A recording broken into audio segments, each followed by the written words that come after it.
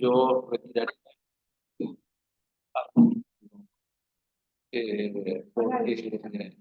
porque está muy simpático, muy fálico y demás, pero no me alegro por no contribuye.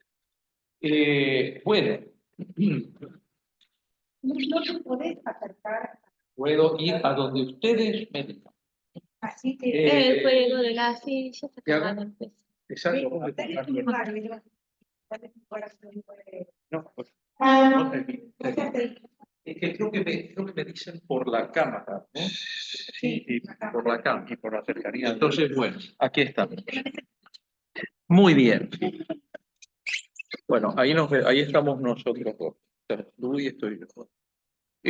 Bueno, yo fundamentalmente lo que me gusta hacer en estos eventos es agradecer. Agradecer, en este caso, fundamentalmente a la doctora Viviana Kluger, que casi no estaba cuando yo daba el agradecimiento, pero por suerte sí que está, por haber organizado este encuentro aprovechando la presencia de brillantes colegas de nuestro país y de otros países que están aquí reunidos por el Congreso Internacional de Derecho Indiano. Entonces,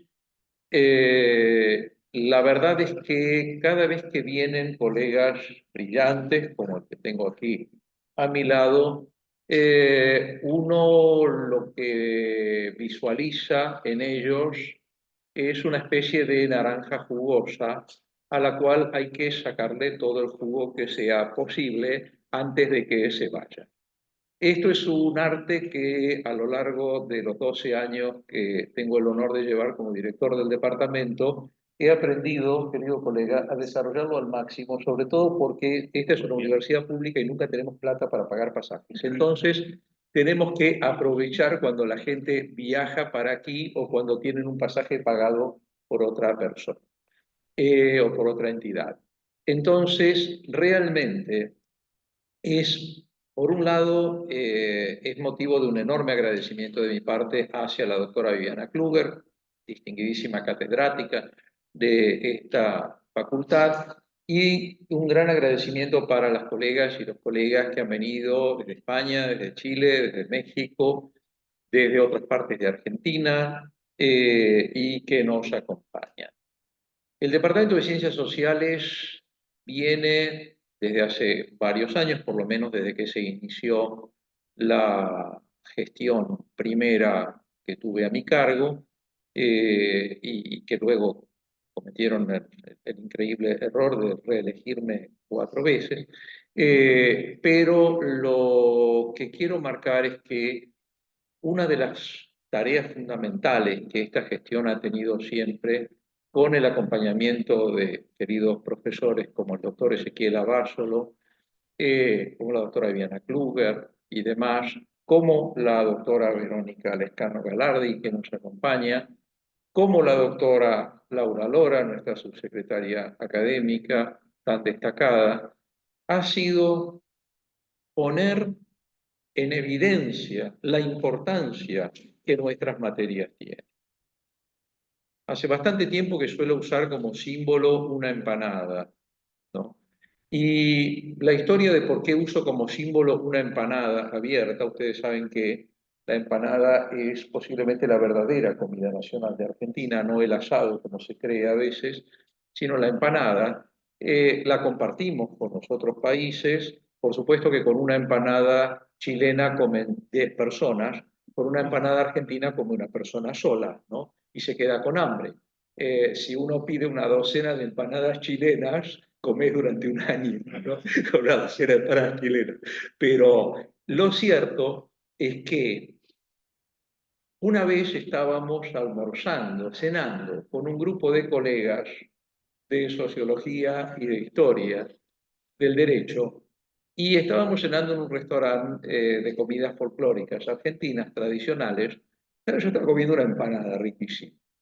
Y se acercó un colega de una de las materias codificadas, muy elegante, vestido con un traje muy caro y demás, nosotros estábamos ahí de paisano. Y se acerca y dice, qué suerte que tienen ustedes los de las materias de relleno, ¿no? Y yo estaba con la mitad de la empanada en la mano y le digo, perdóname una cosa, le digo, te voy a hacer una pregunta. Cuando pedís una empanada, ¿la pedís por la masa o la pedís por el relleno? Bueno. Me parece que eso que algunas personas llaman materias de relleno son exactamente las que le dan y le preservan carácter universitario a derecho. Porque si nuestras facultades fueran solamente de lo otro, bueno, serían como en alguna oportunidad se llamaron algunas instituciones académicas. Serían academias prestigiosas, muy valiosas. ¿Quién le quita el valor a aprender plomería? Es algo maravilloso. De hecho, un plomero normalmente hoy en día es terrateniente, deja herencias cuantiosas y demás, ¿no? ¿Quién quita eso? Por supuesto, las academias de manejar automóviles son re importantes. En Girona tengo una abajo del departamento y tú no te puedes imaginar la fila de gente que hay todo el tiempo, ¿no? Y seguramente pagando fortuna.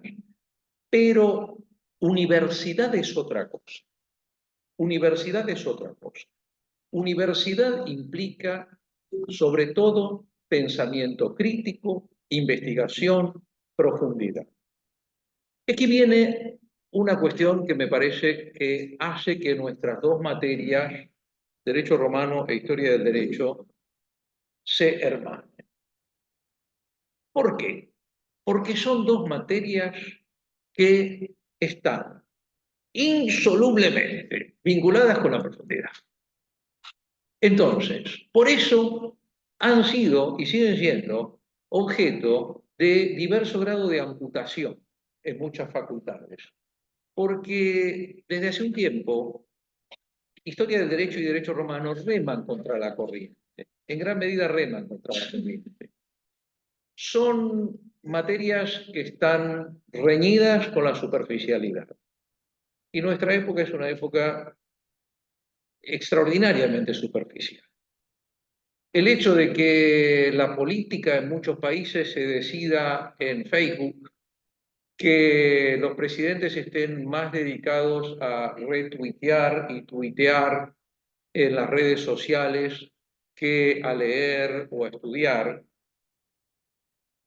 todo el impresionante conjunto de autores que se citan y que uno se da cuenta que nunca jamás se leyó, y todo esto que hace parte de esta cultura donde realmente, yo creo que la palabra cultura acá hasta toma el sentido de culto, una especie de culto de la superficialidad. Y, por supuesto, estudiar historia, estudiar derecho romano, justamente es gritar, yo no quiero superficialidad, yo quiero ir a lo profundo.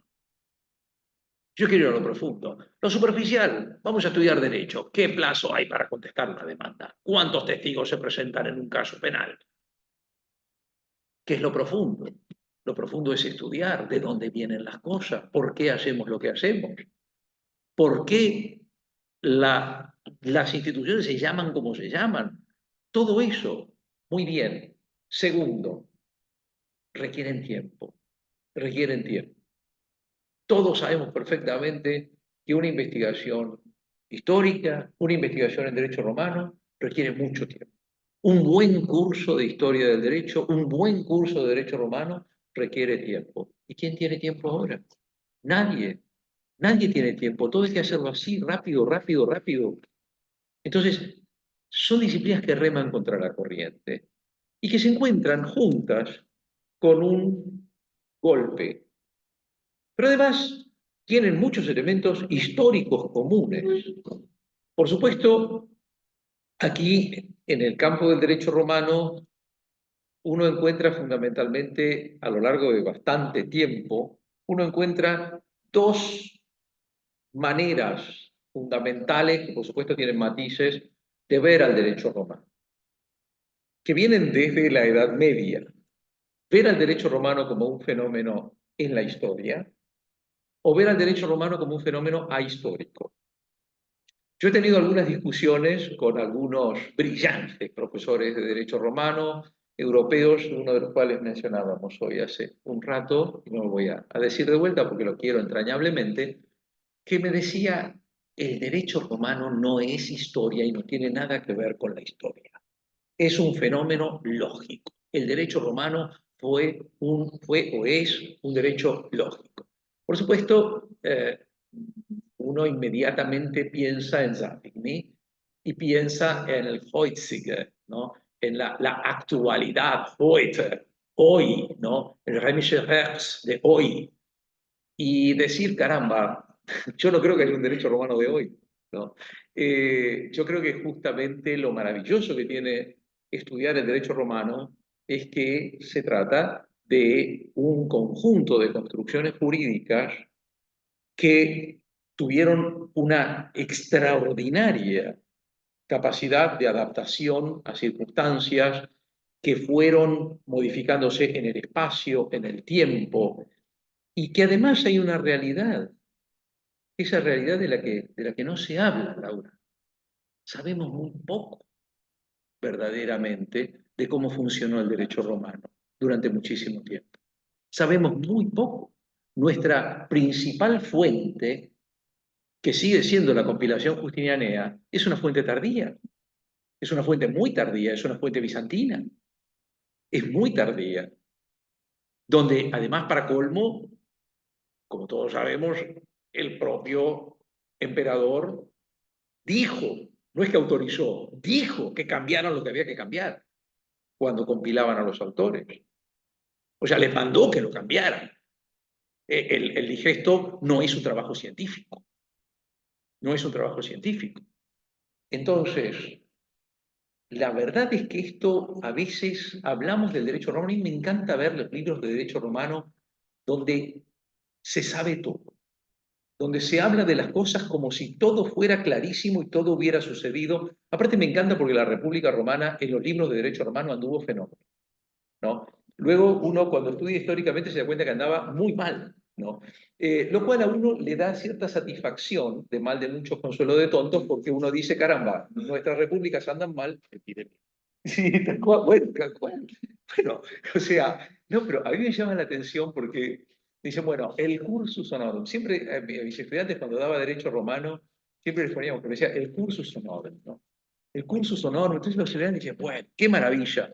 Primero había que pasar por aquí, luego aquí, luego aquí, luego aquí. Luego ves los libros de la época, para decir, lo primero que tenemos así, más o menos serio, de la época de Augusto, se pasaban el cursus honorum, allá te ven, se pasaban el cursus honorum por el camino. Listo, no dije nada. Entonces, pasaban de un cargo al otro y porque eras amigo de tal te pasabas a esto y de más allá. Y cada 2 por 3 había algún magistrado que era mandado un poquito más rápido a los campos elíseos a través del sistema de darle un cuchillazo y etcétera, etcétera. Pero claro, para poder ver todo esto hay que ver al derecho romano como algo en la historia. Entonces, ambas materias están muy vinculadas, están extraordinariamente vinculadas. Y me parece genial hacer un evento que las una, sobre todo porque en esta facultad, tú no lo vas a creer, o sí lo vas a creer, porque ya uno a esta altura cree cualquier cosa, y con eso termino. Pero derecho romano, aquí, cuando se consigue que no se lo saque, porque te voy a contar que aquí se hace un plebiscito de los estudiantes para ver si sacar o no sacar derecho romano, y los estudiantes abrumadoramente piden que el derecho romano quede. Te estoy hablando de los primeros años de la restauración democrática, y se lo saca igual. O sea, maravilloso, ¿no? Ahora, lo cierto es que, digamos, la conciliación a la que se llega es extraordinaria. Derecho romano es una materia de derecho privado. O sea que derecho romano queda como obligatoria para la gente que hace el área de derecho privado. Ahora, yo, cuando me comentaron eso, le digo, perdón, ¿le puedo hacer una sola pregunta? Sí. Esto es una república, ¿no? Argentina es una república. Sí, señor, por supuesto. ¿La palabra república en qué idioma es? ¿No? Tenemos un Senado, ¿no es cierto? Sí, perdóneme, la palabra Senado, ¿de dónde viene? Va a haber comicios, sí, claro, pero perdóneme, la palabra comicios, ¿de dónde se origina? ¿Es una palabra inglesa? ¿Es una palabra norteamericana? ¿De dónde se origina? O sea, ¿a quién se le ocurrió que el derecho romano es solamente de interés para el área de quienes hacen derecho privado? ¿A quién se le ocurrió? Aparte, ¿a quién se le ocurrió que en la antigua Roma la idea de derecho privado, o ius, y derecho público, a mí no me gusta traducir ius por derecho, ¿a quién se le ocurrió que tuvieran el mismo sentido que ahora? Entonces, me parece muy bueno que hagamos un evento como este y agradezco muchísimo, profundísimamente, profesora Viviana Kluger, el honor no merecido que se me ha conferido de dar la bienvenida hoy y me dispongo a escuchar a quienes saben. Muchísimas gracias.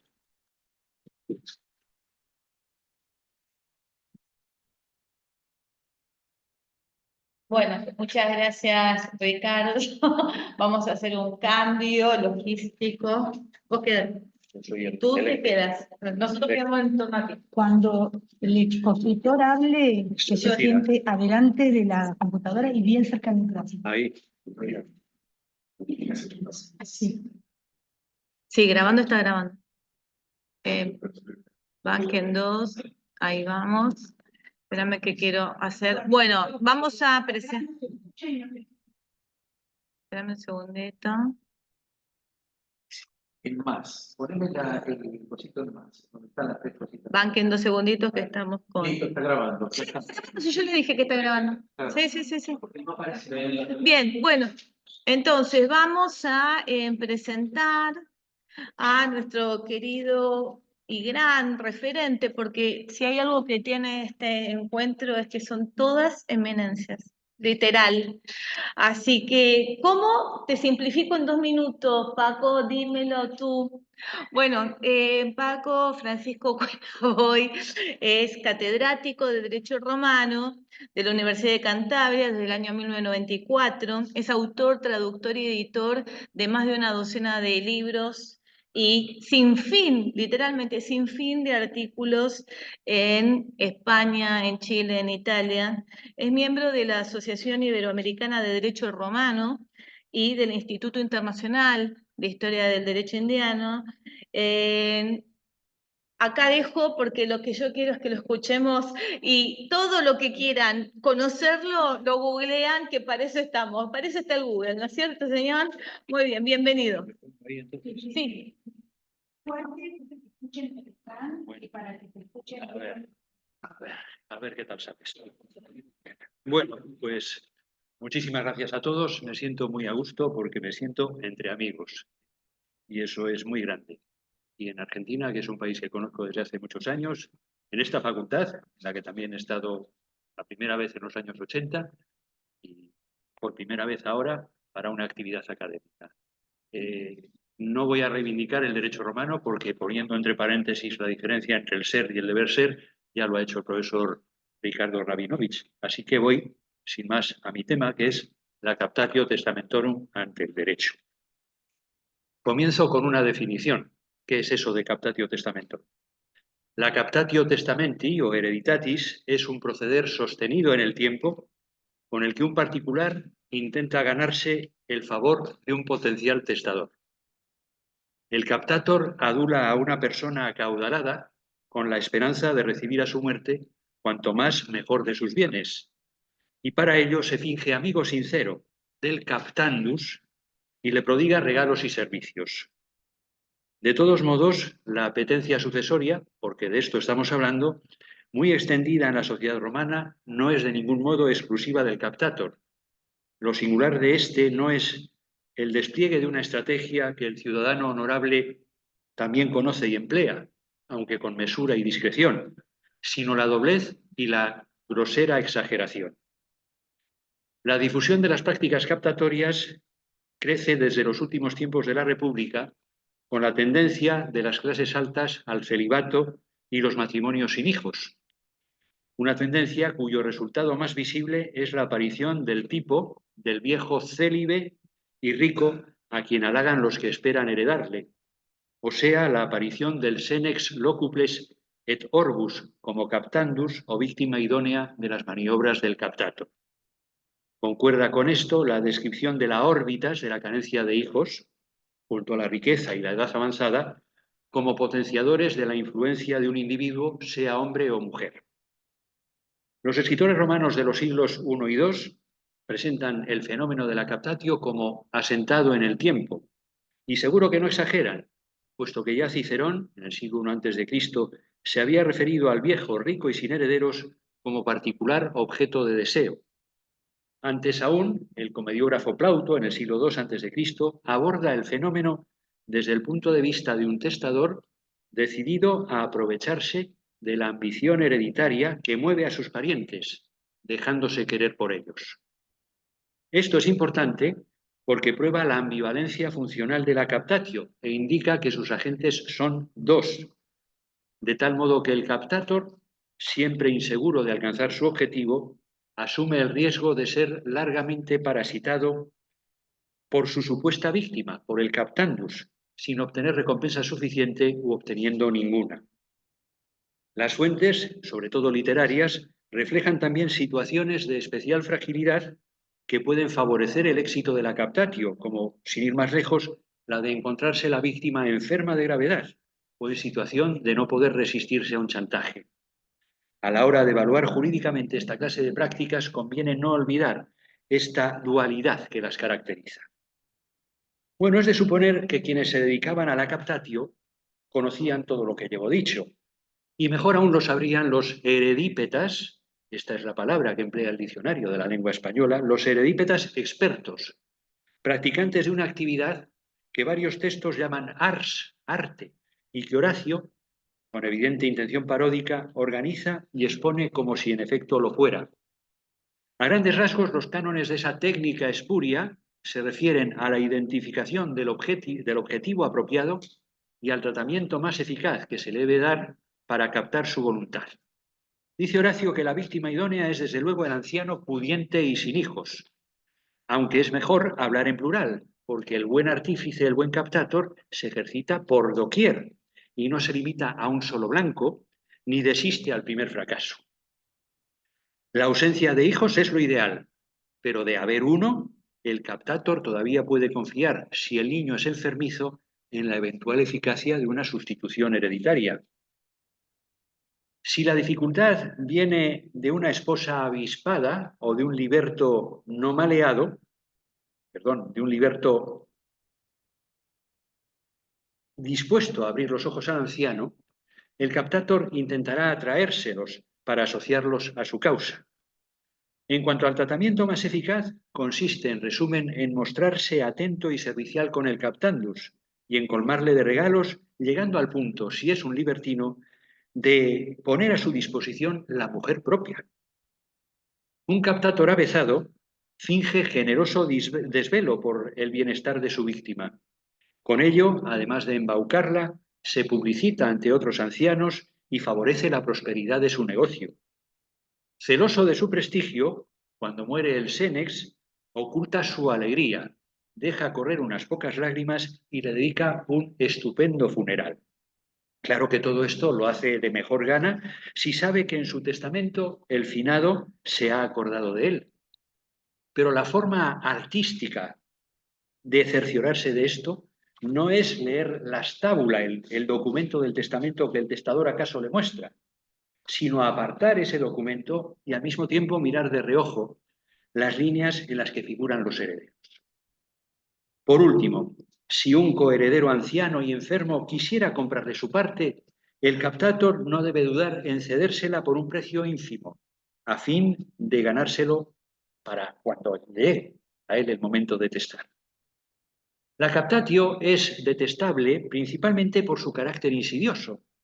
Externamente, la conducta del heredípeta se parece mucho a la de un amicus sincero o a la de un liberto fiel.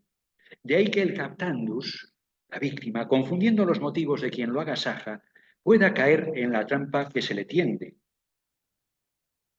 Y aunque los que tenían tan mala fortuna fueran posiblemente pocos, probablemente el grupo de víctimas más numeroso lo formaban aquellos cuya percepción de las cosas quedaba distorsionada por la sospecha de estar sufriendo el ataque de los captadores o por temor a padecerlo. Tampoco cabe excluir la posibilidad de resultados más drásticos, dado que la consumación de la ambición hereditaria del captator no solo pasa, como es evidente por el testamento del captandus, sino que depende incluso dramáticamente de la pronta eficacia de sus disposiciones y, en consecuencia, de la rápida muerte del testador. Esto significa que en el ánimo del captator, la spes lucri, la esperanza de obtener lucros, se mezcla con la spes mortis, con la esperanza de muerte de la víctima. Como no dejan de recordar las fuentes, una amalgama siniestra que acentúa todavía más la desconfianza y el odio social hacia los heredípetas.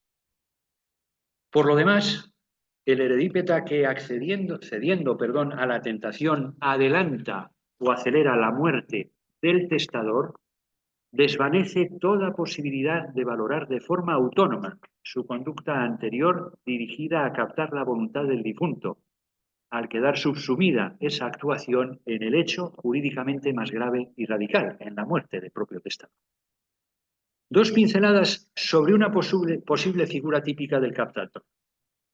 La posibilidad legal de desheredar a los sui, a los hijos, digamos, del testador, y el régimen de la bonorum possessio contra tabulas impiden identificar al captator con el heredero extraño, esto es, con un individuo sin ningún lazo familiar con el captandus y sin derecho a heredarle, salvo en virtud del testamento. Esto aparte de que a un heredero también se le podía dejar un legado. Máxima, por otra parte, es la variedad de la condición personal del captator. Los hay plebeyos, caballeros y senadores, parientes, amantes, libertos, amigos, sacerdotes y magistrados, etc. Del emperador abajo, pasando por Séneca el filósofo, cualquiera en un momento dado puede ceder a la spes hereditatis y deslizarse por la pendiente resbaladiza de la captatio. La ambivalencia funcional de esta actividad, que ya he mencionado, aconseja examinar también los comportamientos con los que el captandus intenta revertir la situación en su propio beneficio.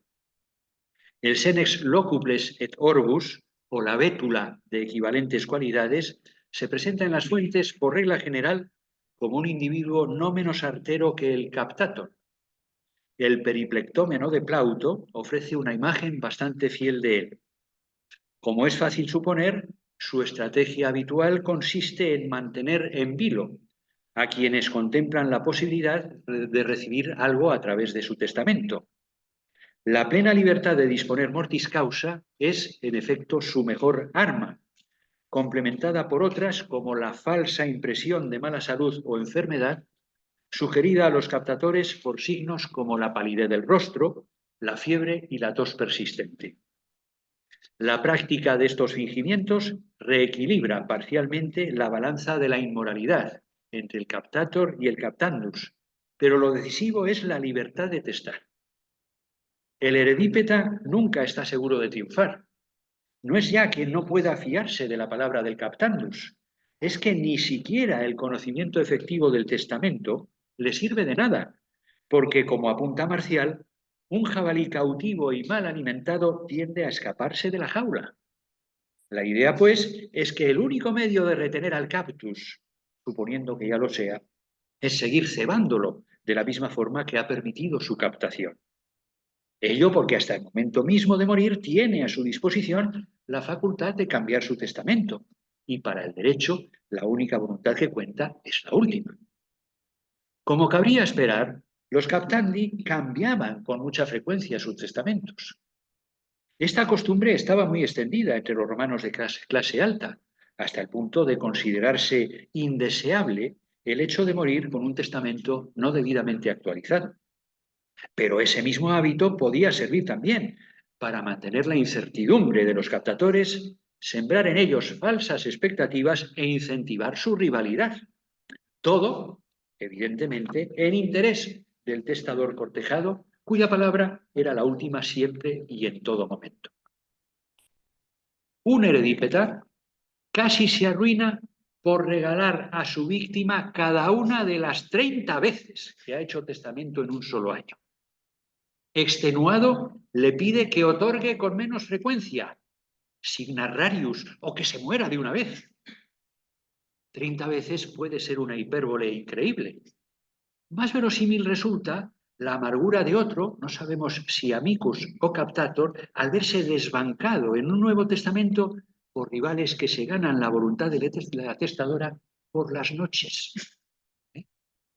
La perspectiva de un cambio de testamento, estimula la actividad del captator, que se aleja en busca de nuevos objetivos si entiende, por lo que sabe de ese cambio, que de la víctima actual ya no puede esperar nada. En suma, el manejo adecuado de una grey tan indigna como influenciable depende de la habilidad de cada testador. De estúpido y loco es motejado el que renuncia a emplear sus armas, nombrando en su último testamento heredero a alguno a sabiendas de que se trata de un captato. Bueno, ¿y qué dice el derecho acerca de la captatio? A ver cómo puedo resumir en 3 minutos que me quedan.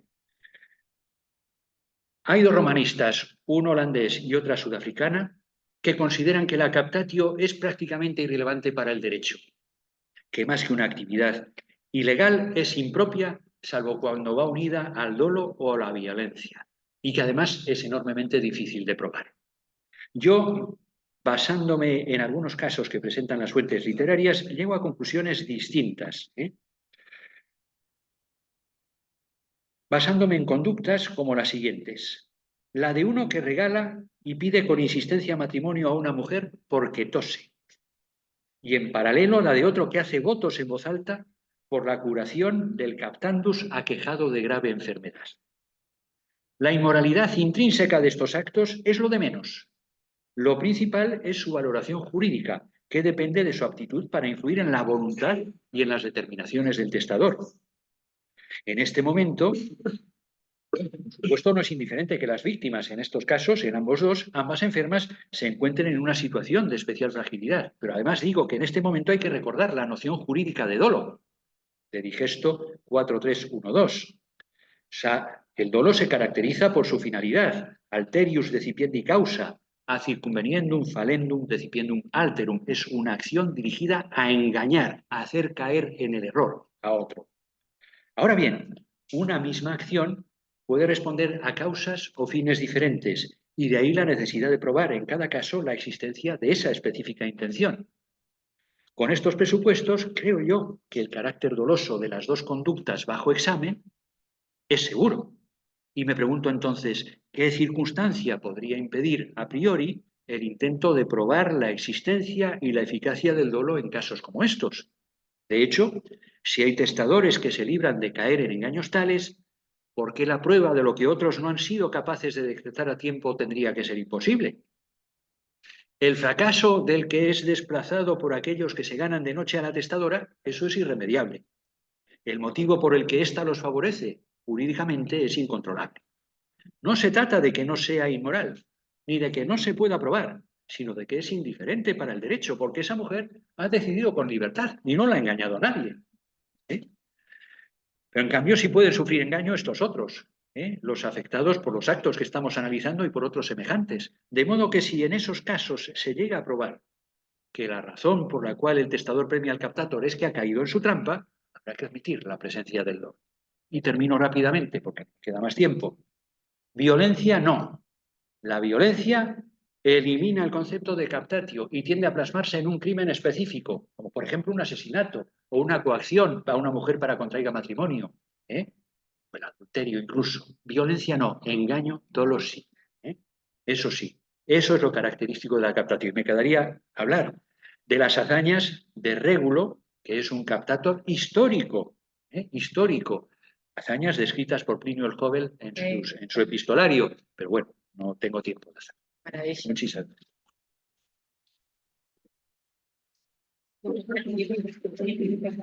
gracias. Bueno, muchísimas gracias. Espera, tiro. Sí, vamos así, como jueguito de las sillas. Ahí está. Muy bien. Bueno, muchísimas gracias entonces al querido Paco, se dieron cuenta que es un genio, ¿no? Es un grandísimo. Así que un lujazo tenerlo. Y ahora, por favor, a mi queridísima amiga hermosa Vivi Kluger, que además de ser una bellísima persona, es otro referente de la historia del derecho. Yo ya la voy poniendo ahí para que la vean. Miren, encima es bella, No. bella, inteligente, Me cortó el todos pelo. juntos. Se cortó el pelo y mira cómo le quedó Un hermoso. desastre. Hermoso. Así que van a escuchar mi voz, catedrática, Historia del Derecho, en la Facultad de Derecho de la UBA, nuestra querida casa, doctora también de la Universidad de Buenos Aires, vicedirectora primera del Instituto de Investigaciones de Historia del Derecho en la República Argentina, nuestro querido INIDE, directora de la carrera de Abogacía y vicedecana de la Facultad de Derecho y Ciencias Políticas de la Universidad Abierta Interamericana. ¿Qué más decir más que escucharte y aprender? Gracias, Vivi. Muchas gracias. No sé si voy a poder compartir pantalla. Sí, báncame 2 Ah, segunditos que estoy haciendo un admin. Sí, espérame un segundo, exacto, báncame 2. Ahí, ya admití y ahora sí, te voy a hacer un compartir. ¿Quién me...? ¿Ya estamos autorizados para compartir la Ahí, pantalla? decime cuál de estos es el tuyo. Que en principio... Ahí. Dime. Sí, ya sé. Un cachito que quiero hacer un F5. A ver. Espera, que hasta que no se me vaya el coso no puedo. Bueno, si querés empezar y yo porque ahora cuando se me levanta esto puedo hacer ¿Y qué hago? y empezar a hablar. Ah, bueno. ¿Se ve? Sí. Porque tiene que quedar con Sí, ya con lo las sé, pilas. pero Ah. quiero, por eso estoy Bueno, ¿qué tal? Buenas noches a todos. Muchísimas gracias por estar acá hoy. Es un gusto, es una alegría haber podido organizar este evento aprovechando la llegada de investigadores y historiadores del derecho para el evento que se va a celebrar la semana que viene el Congreso del Instituto Internacional de Historia del Derecho Indiano. Y tengo un déjà vu de algo que pasó hace aproximadamente 4 años, si no me equivoco, una cena que compartimos al aire libre en Huelva, y si mal no recuerdo, estábamos en la misma mesa, Ana Brisa, Paco, y no sé si fue premonitorio, fue premonitorio, no, nadie se iba a imaginar lo que iba a pasar después, pero bueno, 4 o 5 años después estamos de vuelta acá, así que para mí es una alegría enorme. Bueno, yo voy a referirme, tenés que ir a la 1, a una cuestión que tiene que, esta es la 5. ¿Y esto cómo me lo Ahí va. ¿Esta? No, la otra. Muy bien. En esta, me voy a medir el tiempo, a ver, ahí está, ya tengo acá. Muy bien. En esta presentación vamos a hacer una pequeña introducción de nuestra disciplina, la importancia de la historia del derecho como para la formación jurídica.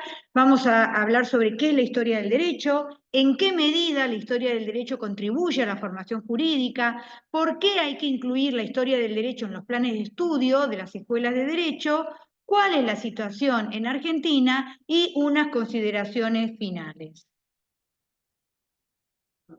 Espera un segundo. Ay, ahora. Muy bien. Con esto.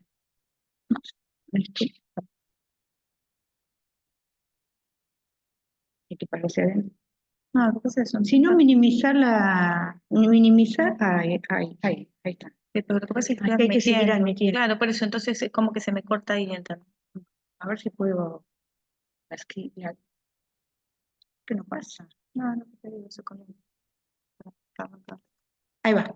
Entonces, como introducción, siempre se ha dicho que las disciplinas tienen que constantemente cuestionar su existencia, revisitar conceptos, salir de la zona de confort, cambiar los enfoques. ¿Por qué? Por los cambios que se producen, por las nuevas fuentes que aparecen, por las nuevas necesidades. Entonces, esto me lleva a repasar la pregunta de qué es la historia del derecho. Estamos haciendo 2 cosas al mismo tiempo. Sí, porque quiero que... Entonces, ha habido varias definiciones acerca de qué es la historia del derecho. La historiadora del derecho mexicana, María del Refugio González, ha dicho que la historia del derecho es una disciplina que se ocupa de estudiar el fenómeno jurídico en su perspectiva histórica. Franz Bicker, el historiador alemán, ha dicho que es la historia del pensamiento jurídico y su incidencia sobre la realidad. En lo que todos estamos de acuerdo es que la historia del derecho atiende al desarrollo del derecho a través del tiempo. Pero, ¿en qué medida la historia del derecho contribuye a la formación jurídica, que es lo que venimos a escuchar hoy? Es evidente para todos, no es ninguna novedad, que el derecho es un producto histórico. ¿Por qué decimos que el derecho es un producto histórico? Porque las sociedades en las que el derecho nace, se desarrolla y aplica, se transforman constantemente. Entonces, la historia del derecho sirve para poder comprender que el derecho es mutable, para desterrar la creencia de que la ley de hoy es la ley de siempre. La historia del derecho es imprescindible porque necesitamos de ella para la comprensión y la reflexión del fenómeno jurídico, porque la historia del derecho ayuda a entender un sistema jurídico en un espacio determinado y en un tiempo pretérito. La historia del derecho sirve para demostrar la relatividad del derecho, para comprender el pasado, el presente y para iluminar el futuro. Como muy bien ha dicho Carlos Petit, cultivar el pasado del derecho volviendo la memoria del presente. La historia del derecho sirve para constituirse en la conciencia crítica del estudioso del derecho positivo, para que el estudioso del derecho positivo se pueda correr a un costado, pueda descubrir la complejidad, para que pueda insinuar dudas sobre lugares comunes aceptados sin una adecuada verificación cultural. Entonces, esto nos lleva a la pregunta de por qué hay que incluir la historia del derecho en los planes de estudio de las escuelas de derecho. Bueno, acá habría que desterrar algunos mitos acerca de la historia del derecho. Acá en algún momento se habló, lo dijo el doctor Rabinovich, de lo que los estudiantes creen acerca de la historia del derecho, que es una disciplina meramente formativa, una disciplina que alarga el horizonte cultural de los alumnos y hoy tuve que escuchar a la mañana en una reunión con los alumnos que hay materias que son materias de relleno. Hoy el doctor Rabinovich habló muy bien de las empanadas. Y para los alumnos es una materia de relleno. Pero lo cierto es que el abandono de la historia del derecho conduce a que el conocimiento del derecho que se obtenga sin su estudio sea un conocimiento fragmentario, incompleto, superficial y externo. Entonces, creo que la historia del derecho debiera ser parte, sin lugar a dudas, de los programas de las facultades de derecho. ¿Por qué? Para los estudiantes, para sentar las bases para entender las instituciones que estudiarán en sus planes de estudio, para capacitar a los futuros juristas y no simplemente a operadores jurídicos, para evitar que los graduados en leyes se conviertan en especialistas en compartimientos estancos o fragmentados. La historia del derecho proporciona a los estudiantes el marco cultural para poder entender el mundo en el que viven y en el que desarrollarán su profesión en el futuro. Les proporciona herramientas metodológicas que los ayudarán en su profesión. Algunos ejemplos. Es imposible entender el derecho privado del Código Civil alemán o el Código Napoleónico si no se conoce la historia ideológica del liberalismo. Cada solución concreta a un problema concreto se relaciona con las ideas jurídicas vigentes en ese momento. Otro ejemplo, en Argentina, no se puede entender cómo reguló Vélez Sarsfield la familia si no entendemos el pensamiento jurídico de la época. Me refiero a entender por qué reguló el matrimonio de determinada manera, por qué no adoptó el divorcio, la clasificación de los hijos, etc. Ahora bien, ¿cuál es la situación en Argentina? En los últimos años, la inclusión de la historia del derecho en los programas de las facultades de derecho ha sido una batalla que los historiadores del derecho hemos tenido que dar ha sido eliminada de los planes de estudio de muchas universidades. Según ha dicho la doctora Ana Brisa Oropesa, que tenemos el gusto de tener acá con nosotros, es un contenido deseable, si se puede, ha sido corrida hacia un costado o ha sido colocada en los planes de estudio como optativa. ¿Por qué? Porque la elaboración de los planes de estudio en los últimos años ha estado concentrada en el foco profesional. ¿Cuáles son las consecuencias de no haber incluido, cuáles son las consecuencias de esta posición que ocupa la historia del derecho en los planes de estudio? Que no se enseña la disciplina desde una perspectiva histórica, ahora voy a explicar por qué, ¿y por qué? Porque los que enseñan estos temas no son en realidad historiadores del derecho. Y ahora voy a explicar cuál es la situación en las universidades públicas y privadas, y acá me voy a apoyar en lo que hemos conversado con el doctor Ezequiel Abasolo, acerca de, depende mucho de qué universidad privada es, si es una universidad antigua, tradicional, o si es una universidad más nueva.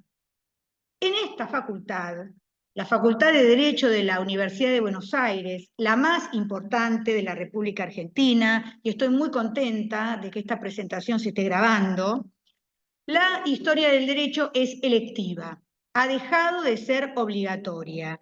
Los alumnos simplemente tienen que cumplir una determinada cantidad de créditos en el Departamento de Ciencias Sociales, dentro del cual está la asignatura Historia del Derecho. Entonces, las cátedras de Historia del Derecho ofrecemos cursos optativos de un bimestre o de un cuatrimestre sobre temas puntuales. Por ejemplo, elementos formativos del derecho argentino, codificación, evolución de los derechos femeninos, derecho medieval, derecho penal, derecho comercial, ideas jurídicas. Consecuencia, los alumnos se pueden graduar sin haber cursado ningún contenido de historia del derecho. La historia del derecho sobrevive en las universidades públicas más antiguas de la República Argentina, las más tradicionales, como la Universidad de Córdoba, la Universidad de Santa Fe, la Universidad de Mendoza, sobrevive como tal, como historia del derecho con la denominación historia del derecho, se dicta un cuatrimestre y la pueden ubicar en primero, en cuarto o en quinto año, dependiendo de la universidad. ¿Cuál es la situación en las universidades privadas? En las más tradicionales, como la Universidad Católica Argentina o la Universidad del Salvador, sobreviven como tales, como historia del derecho. ¿Por qué? Y acá me apoyo en lo que me comentó el doctor Abasolo, porque los programas de estudio se diseñaron como espejo de los que existían en la Universidad de Buenos Aires entre 1960, cuando empieza a dictarse la asignatura Historia del Derecho, y el año 1980, cuando lamentablemente en 1982 se elimina como materia obligatoria de los planes de estudio. Ahora bien, en Argentina, en la década del 90, proliferaron universidades con perfiles más profesionalistas, como la Universidad de Itela, la Universidad San Andrés, y en esas universidades los contenidos histórico-jurídicos están desparramados en otras asignaturas.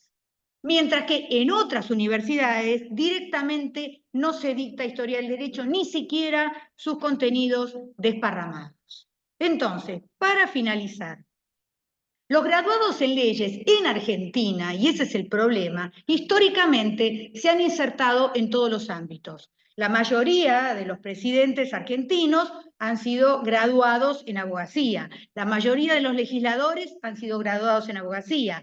Los graduados en abogacía serán los futuros jueces que decidirán la forma en la que las normas se interpretan y se aplican. En definitiva, van a ser quienes diseñen el orden jurídico.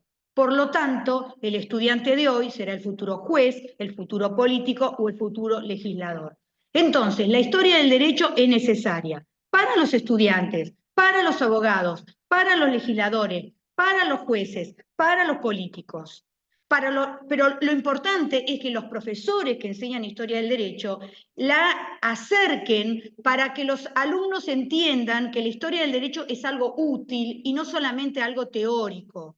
Tienen que acercar la historia del derecho a la vida diaria de los estudiantes, demostrarles que la historia del derecho es educación para el futuro y no solamente para el pasado. Y voy a finalizar con una frase de un historiador del derecho de Brasil, el doctor Valdemar Martins Ferreira, que ha dicho, y perdón si no pronuncio bien, ninguém é capaz de dar un paso a frente sem deixar outro pé na retaguarda.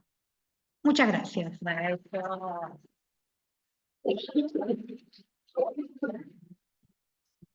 Bien, maravillosa la presentación, el tiempo ni hablemos, eso es cátedra, esa parte catedradito, maravilloso, el tema del tiempo en la historia del derecho, tema si lo hay.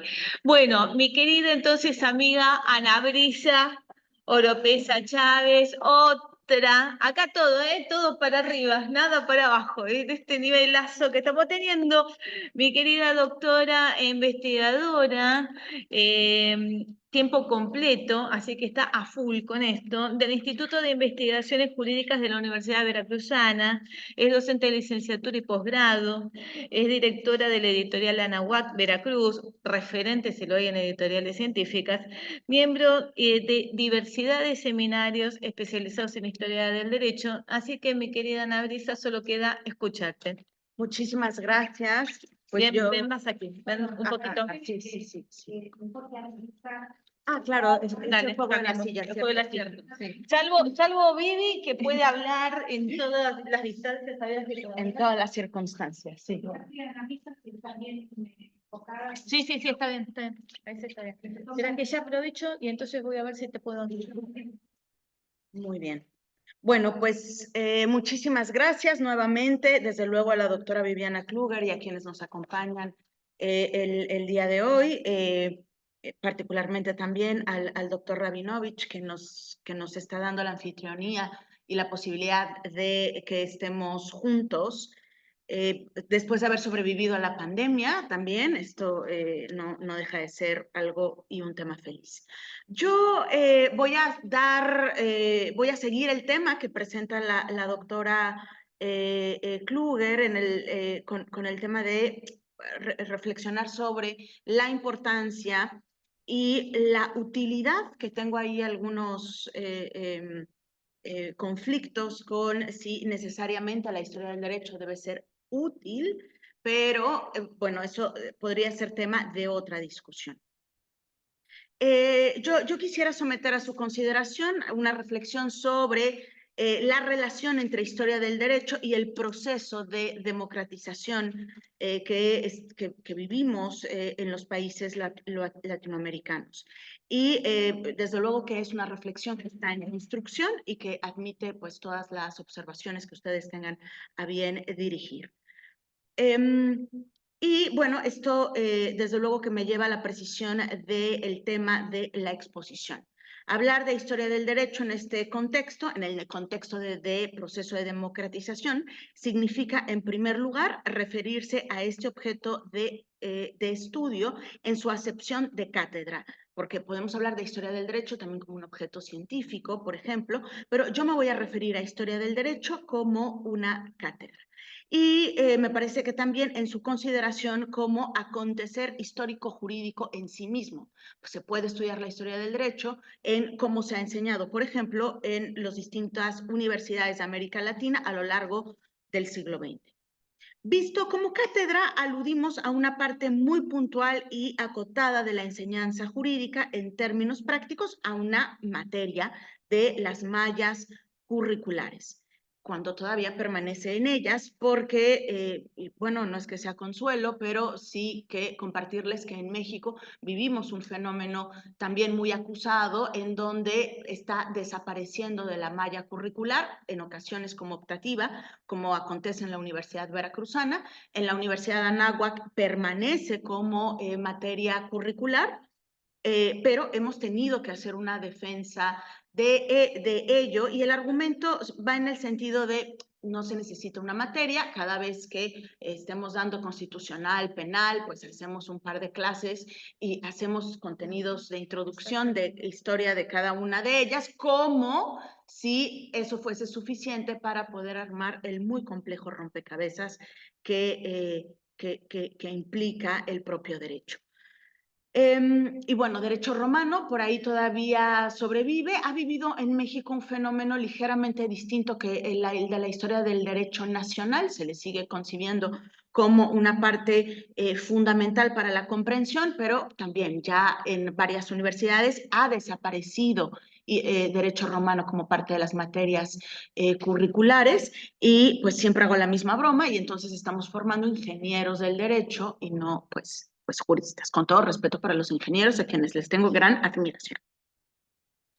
Pero bueno, una valoración superficial de esta situación podría mover al desdén por pretender llevar a una discusión científica la necesidad de conservar o de eliminar esta materia de la formación de los juristas. Y sin embargo, esta discusión en realidad trata directamente sobre el tipo de abogado que queremos formar e indirectamente, y aquí el énfasis, sobre la construcción del Estado de Derecho y de la estructura democrática sobre la cual se debería sustentar. Y me voy a permitir ahondar en los argumentos a favor de esta última aseveración. En primer lugar, si partimos de la enseñanza general del derecho, cabe considerar cuál es la naturaleza de dicha ciencia desde la óptica histórica. El derecho no solo es un objeto de estudio historiable, sino que su propio andamiaje y estructura se explican como una realidad que se ha construido a la par que los distintos estadios sociales. Ha acompañado la vida social del hombre en cuanto orden de normas que regulan las conductas humanas. No tengo tiempo para desdoblar la argumentación que esta aseveración merece, pero no me voy a resistir a compartir con ustedes la elocuente respuesta que el doctor Ángel Sánchez de la Torre, quien en el boletín del Ilustre Colegio de Abogados de Madrid en marzo de 1988, miren ustedes cuántos años llevamos discutiendo si es pertinente o no tener historia del derecho en las mallas curriculares. El boletín del Colegio de Abogados de Madrid saca un número monográfico en el que añade un conjunto de respuestas a entrevistas que le hace a diversos profesionales, a una encuesta sobre la historia del derecho español en ese caso.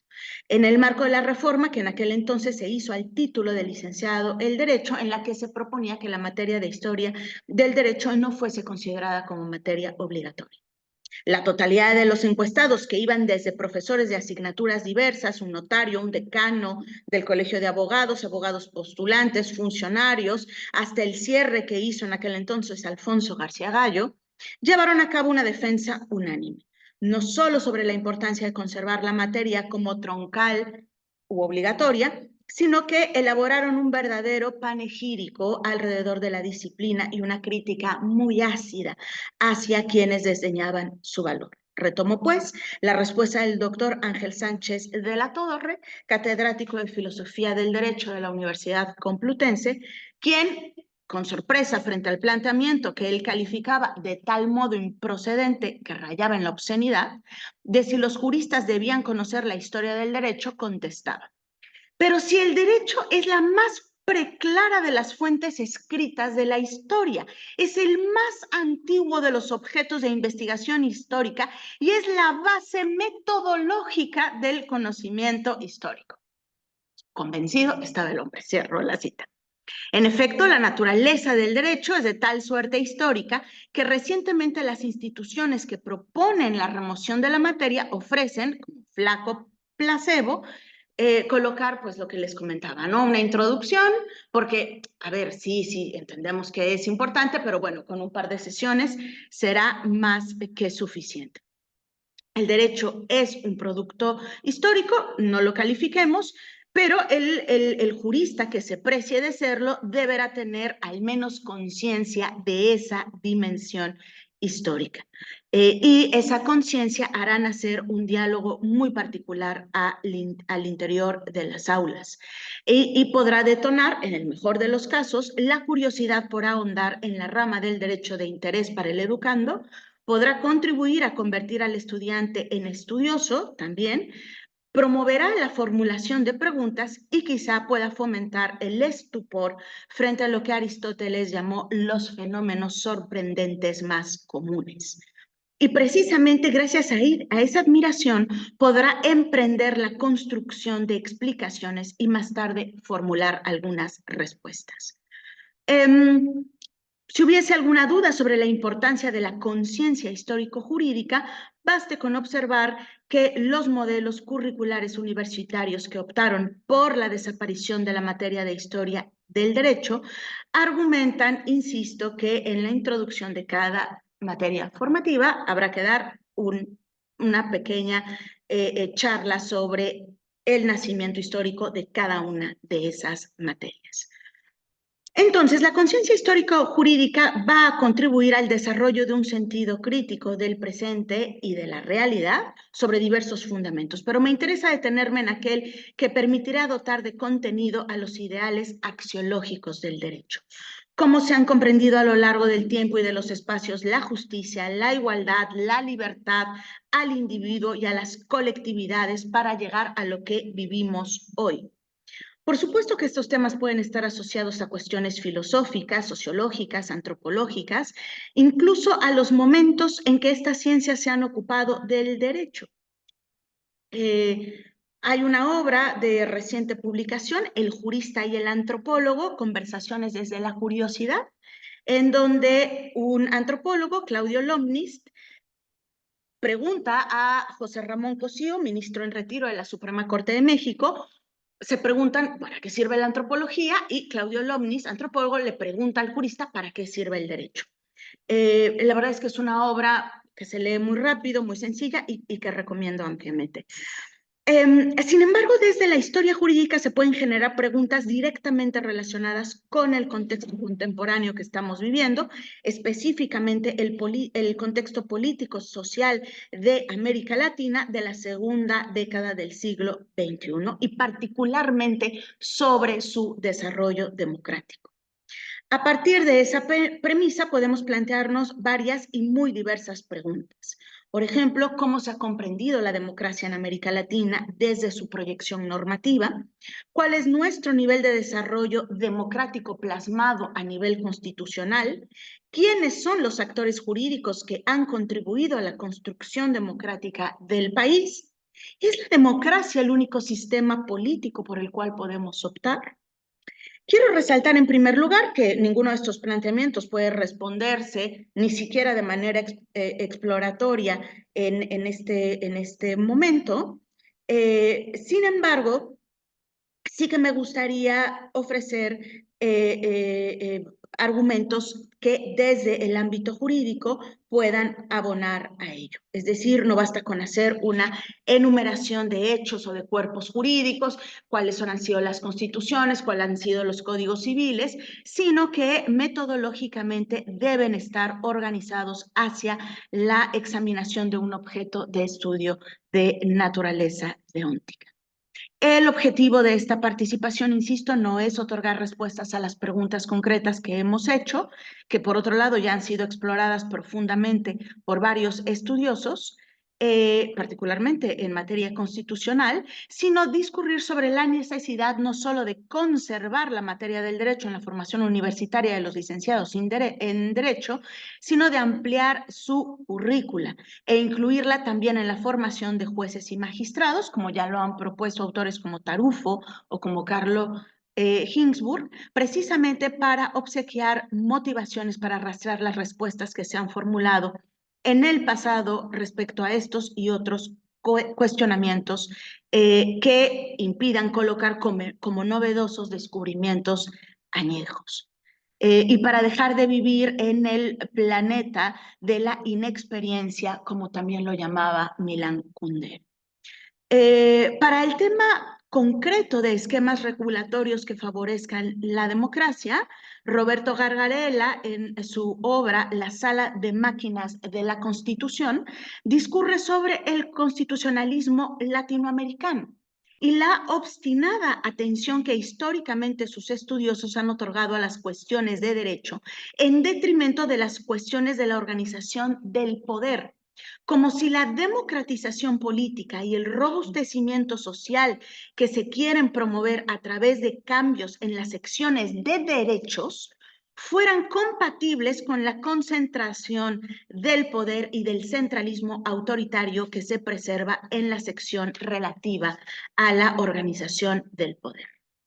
La democracia es un modelo político de raíz y naturaleza histórica. Su desarrollo y consolidación requiere por parte de los actores jurídicos, al menos, de un conocimiento también histórico que no solamente puede ser adquirido en clases de historia del derecho, por supuesto, pero que requiere de una propuesta educativa que no se circunscriba solo al modelo de competencias que impera al día de hoy, y que nació en la década de los 90 del siglo pasado en el marco de la visión de la educación de autores como Jacques Delors en el texto Los 4 pilares de la educación. Tampoco nos da tiempo de hablar sobre ello, pero que en buena medida explicaría por qué ahora estamos obsesionados con cumplir modelos de competencias en detrimento de la reflexión sobre los contenidos. Otra cuestión, y ya con esto voy cerrando, atañe al tema de saber qué enseñar desde la materia de historia del derecho. Historia en el derecho, derecho en la historia o historia del derecho propiamente. Con base en la propuesta formulada por Matt Craven y sobre la cual tampoco vamos a poder ahondar, desde luego que el modelo que se debe ofrecer es el de la historia del derecho, particularmente la historia de la regulación de las instituciones que hoy consideramos democráticas. Pero bueno, voy a cerrar con el pasaje de un discurso pronunciado por David Foster Wallace ante los graduandos del Kenyon College en Estados Unidos y que retoma Nuccio Ordini en el fundamental e indispensable manifiesto La utilidad de lo inútil, que si hay por aquí alumnos que nos acompañan, es un texto muy cortito que los recomiendo, de verdad, se lo leen en menos de una tarde, que me parece ilustra perfectamente la naturaleza y necesidad de la disciplina de la historia del derecho. Empiezo. Había una vez 2 peces jóvenes que iban nadando y se encontraron por casualidad con un pez más viejo que nadaba en dirección contraria. El pez más viejo los saludó con la cabeza y les dijo: buenos días, chicos, ¿cómo está el agua? Los 2 peces jóvenes siguieron nadando un trecho. Por fin uno de ellos mira al otro y le dice: ¿qué demonios es el agua? Cierro la cita. El propio Foster nos explica. El sentido inmediato del relato de los peces no es más que el hecho de que las realidades más obvias, ubicuas e importantes, como la historia del derecho en la formación de juristas con vocación democrática, son a menudo las que más cuesta ver y las más difíciles de explicar. Muchísimas gracias.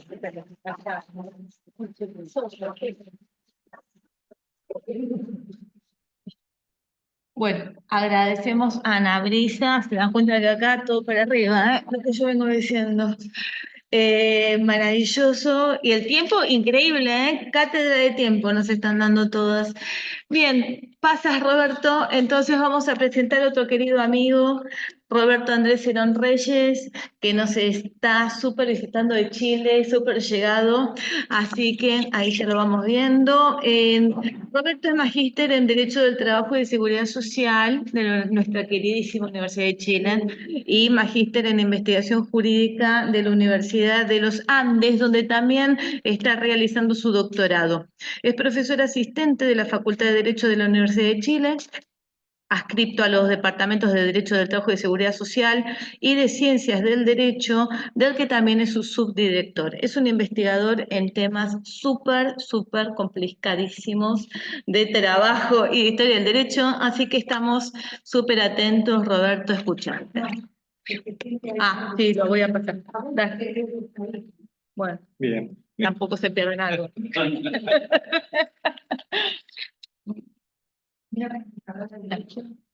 Ahí.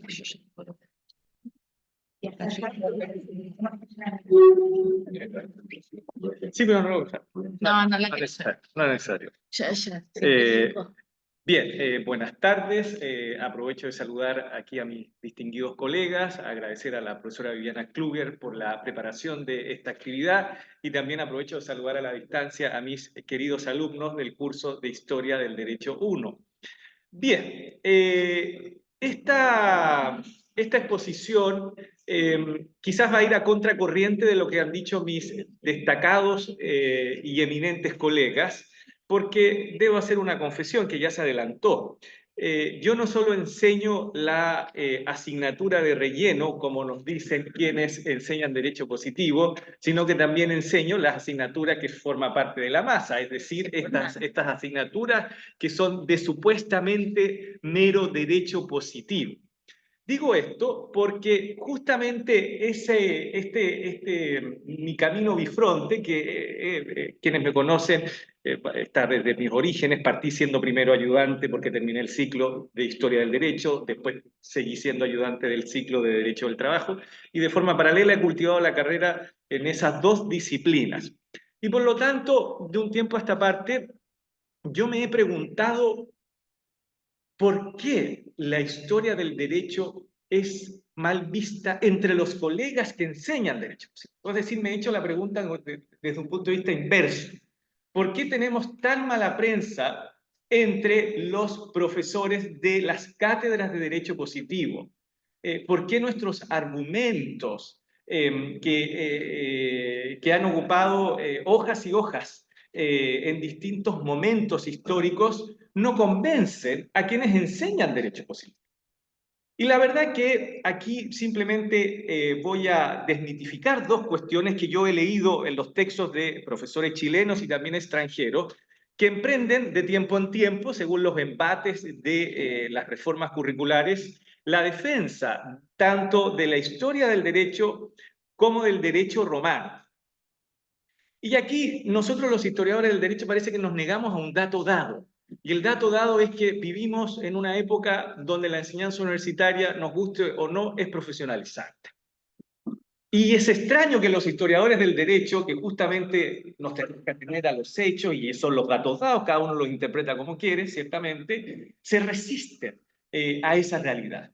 Se resisten a una educación profesionalizante que tiene su origen en el mercado, lo que ustedes quieran, pero que llegó y está instalada hace décadas. Esto no es cosa de 2 años, 3 años. La educación profesionalizante viene de los fines de los 80, las reformas a los currículos en Europa tienen su origen en esta reforma de Bolonia, que casi todos los historiadores detestan. Los europeos dicen, mire, por la reforma de Bolonia nos recortaron y ahí empezó nuestro camino de desgracia. Pero entonces, ¿qué hacemos? Seguimos persistiendo en esa estrategia que simplemente no ha dado ningún fruto, sino que muy por el contrario, en algunas latitudes se va de recorte cada una de estas asignaturas, que es distinta a la situación de Chile, donde todavía la cátedra ocupa una posición muy robusta en los programas de estudio. Historia del Derecho en la Facultad de Derecho de la Universidad de Chile y en otras tantas universidades es un ciclo de un año completo de 2 semestres y se articula en torno a otros tantos ramos electivos y optativos. Entonces, la pregunta que yo me he hecho de un tiempo a esta parte es ¿hasta cuándo se va a mantener esa situación?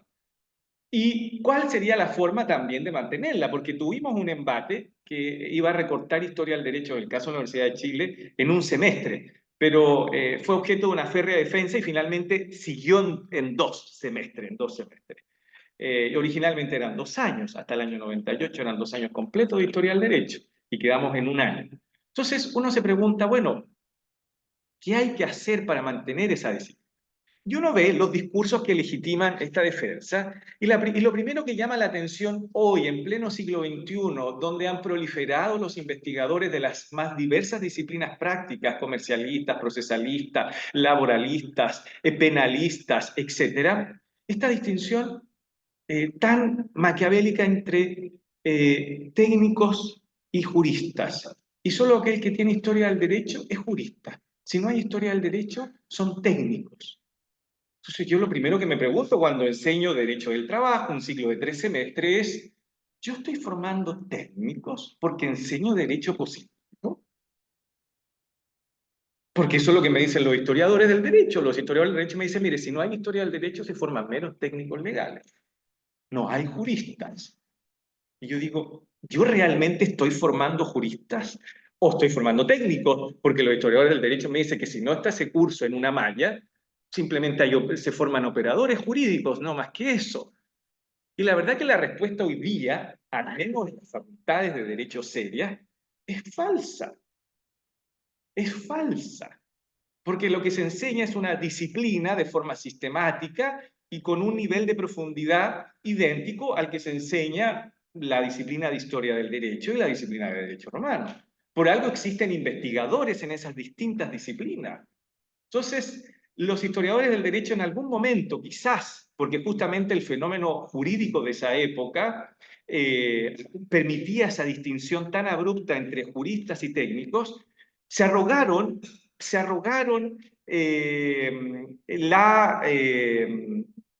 esta supuesta capacidad de que a través de la historia del derecho se forman los auténticos juristas. Y yo creo que hoy día es una pésima estrategia. Es una pésima estrategia porque en el fondo nos termina arrinconando en la facultad. Nos termina enemistando con los profesores. Porque en el fondo estamos siendo muy irrespetuosos con los otros profesores al decirle, mire, si no hay historia del derecho se forman meros técnicos. Uno puede leer en esa clave el discurso de legitimación de la disciplina al interior de las facultades de derecho. Entonces, ¿cómo revertir ese asunto? Bueno, justamente estas estrategias de legitimación que son típicas de los 80 y de los 90 convivían con una enseñanza positiva del derecho muy distinta a la actual. Muy distinta a la actual. Donde ciertamente un grupo no menor de profesores enseñaba quizás mera legislación, pero hoy día ese no es el panorama, porque hay cuerpos robustos de investigadores en todas las universidades serias de todas esas disciplinas prácticas que cultivan con cierta profundidad esa materia. De modo tal que ese discurso que nos legitima a nosotros y nos dice nosotros somos los que ponemos la varita mágica para formar juristas y el resto solamente técnico, yo creo que no es tal. Y es una pésima publicidad, porque nos termina arrinconando. Nos termina arrinconando en las facultades donde todavía nos acogen. ¿Y qué hizo la historia del derecho en muchos casos? Miró a la historia secas. Y esa es una muy buena estrategia porque se acercó a los historiadores. Pero esa estrategia es insuficiente para sobrevivir.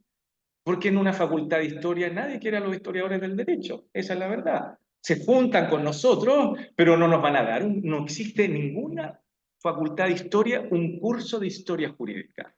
Al menos en Chile. Yo no sé si acá existe en una facultad de historia un curso de historia jurídica que imparta un historiador del derecho. Me parece que no. Y por lo tanto, esa estrategia de mirar solo a la historia me parece correcta, pero no nos tenemos que olvidar de mirar a nuestra casa. ¿Y cuál es nuestra casa? Las facultades de Derecho. Y por lo tanto, si no somos capaces de mostrar con muy buenas razones por qué es necesaria la historia del derecho en una formación abiertamente profesionalizante, vamos a terminar desapareciendo. Vamos a terminar desapareciendo. Eso es lo que yo vislumbro muy humildemente, puedo estar equivocado. De modo tal que tenemos que, dentro de la enseñanza de la historia del derecho, hacer una historia del derecho, no sé si renunciar a una historia del derecho más histórica, pero sí incorporar muchas cuestiones jurídicas que conecten con las disciplinas actuales, desde el punto de vista histórico, ciertamente. La argumentación de los juristas a lo largo de la historia, y ahí el mejor ejemplo son los jurisprudentes romanos. ¿Por qué solo detenerse, o materias de derecho público, las dictaduras, por ejemplo? Cuando se habla de la dictadura, o en el siglo XIX, cuando se hablaba, Jeremy Bentham, cuando hablaba de la dictadura, se refería al modelo de la dictadura romana. ¿Por qué no explicar cuestiones que están vinculadas con la actualidad, sin renunciar al ethos de la disciplina? Porque algunos dicen, no, pero es que vamos a caer en la enseñanza de lo contingente. No es eso. Manteniendo esa solidez histórica, hay que tratar de enseñar cuestiones que les sirvan a los alumnos para los cursos siguientes cuando la asignatura está ubicada en el primer año, sin renunciar, insisto, al fondo histórico típico de la disciplina.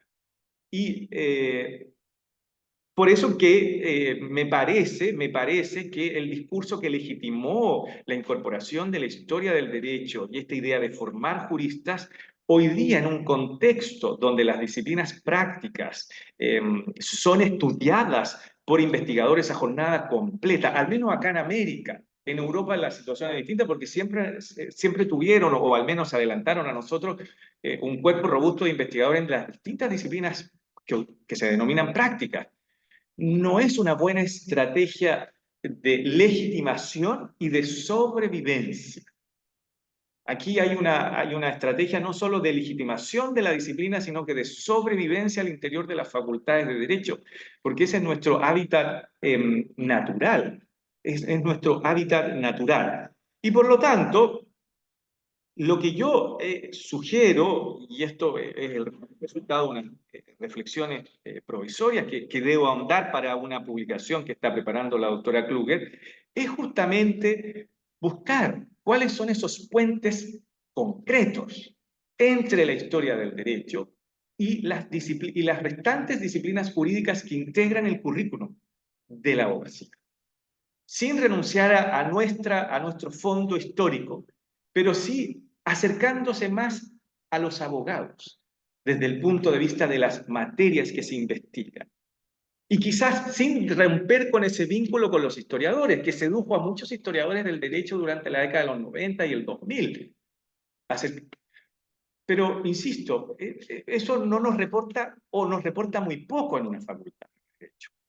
Entonces tenemos que ser capaces, en medio de un ambiente profesionalizante, que para mí es simplemente un dato dado, respecto del cual yo no voy a remar contra la corriente, porque simplemente voy a seguir enseñando historia del derecho en ese ambiente profesionalizante. Bueno, ¿cómo me incorporo y cómo mantengo, en el caso nuestro, el sitial que tiene la disciplina? Un año completo en el primer año. Sobre todo porque en 25 años más o en 30 años más, cuando se renueve el cuerpo de profesores, van a ser esos alumnos que hoy día están con nosotros los que también van a decir si era útil o no la historia del derecho, y los que nos van a sepultar o nos van a mantener con cierta solidez como parte de la malla curricular de la carrera de abogacía. Y eso era lo que yo les quería plantear de forma muy sencilla y sin olvidarse de que esto es una preocupación que en el caso nuestro uno podría decir, mire, se ve muy lejano, pero yo no lo veo así, precisamente por lo que ocurre o lo que ha ocurrido en otros países. Bueno, eso sería. Muchas gracias.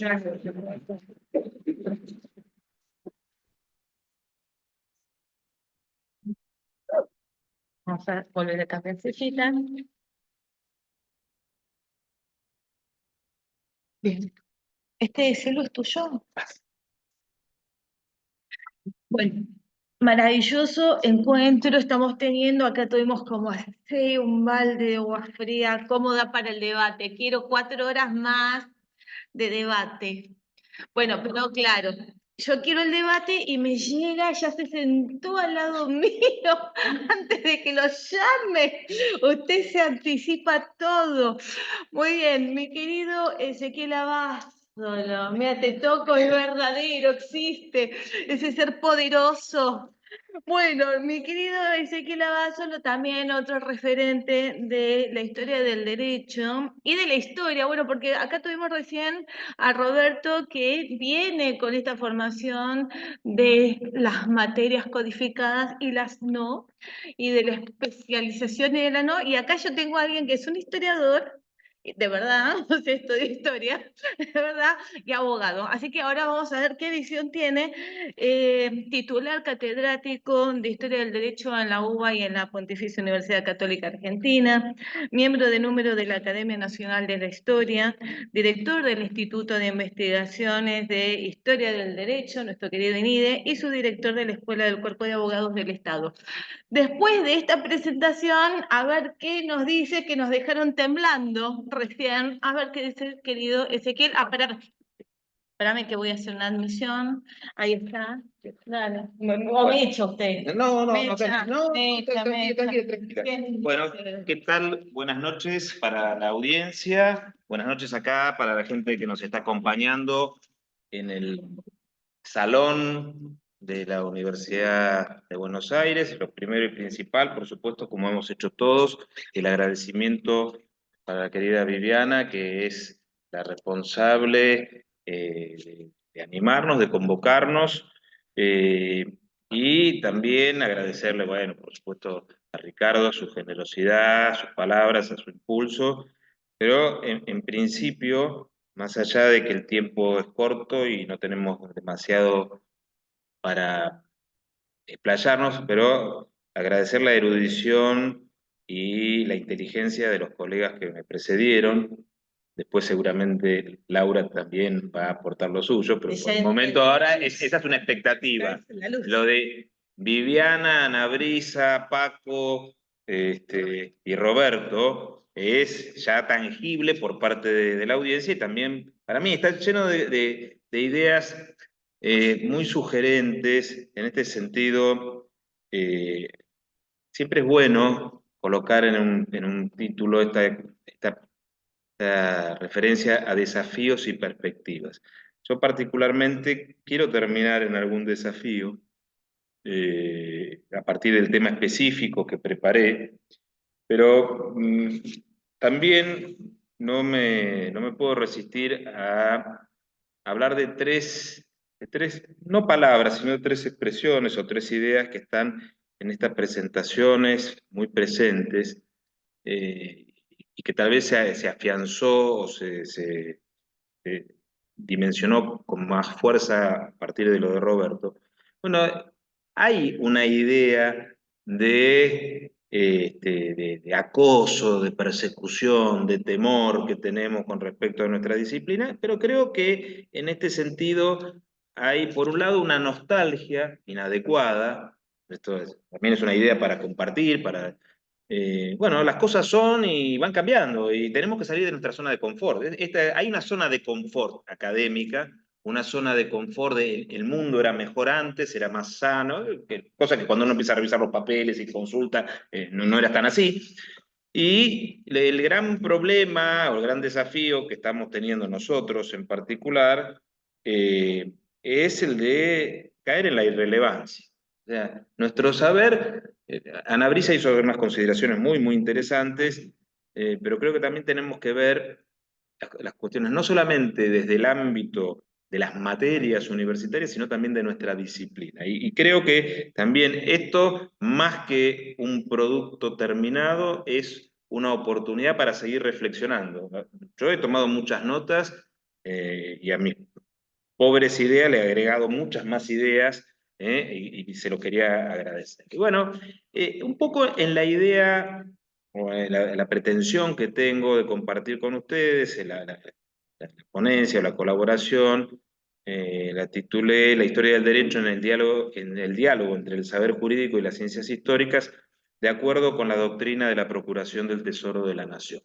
Para quienes no están en tema y no tienen por qué saberlo, si bien es un organismo muy importante, la Procuración del Tesoro de la Nación, es un organismo de poca visibilidad pública, ha incrementado sensiblemente la visibilidad en los últimos meses a partir de la asunción del nuevo Procurador del Tesoro, pero, y sobre todo también por eso traje que explicar, la Procuración del Tesoro de la Nación es el órgano que encuadra y orienta el funcionamiento desde el punto de vista doctrinario del cuerpo de abogados de la Administración Pública Nacional del Estado argentino, pero que también influye en el funcionamiento de los organismos descentralizados, también de las provincias. En este sentido, esa procuración del Tesoro viene funcionando desde hace más de 160 años. Sin embargo, el arco temporal sobre el que voy a trabajar tiene que ver con un fenómeno, bueno, poco feliz, pero de difícil subsanación, que es los dictámenes de la Procuración del Tesoro de la Nación se publican de manera compendiada o así de forma conjunta desde 1942. O sea, hay una colección que se llama Dictámenes de la Procuración del Tesoro de la Nación, que es la que me ha servido de base. Entonces, esto es la explicación de por qué los dictámenes de los que puedo llegar a hablar tienen que ver desde 1942 hasta ahora.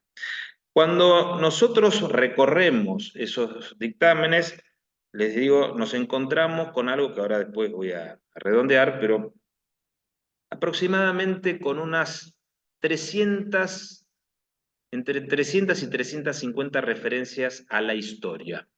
Pensemos que la colección de dictámenes está llegando ahora alrededor del tomo 330 aproximadamente, no es el 330 exactamente, pero esto quiere decir que hay un promedio de una referencia a la historia por cada tomo. Y más o menos esto significa entre 2 y 4 referencias, depende según el año por año. Y hay cosas que son muy curiosas y hasta simpáticas.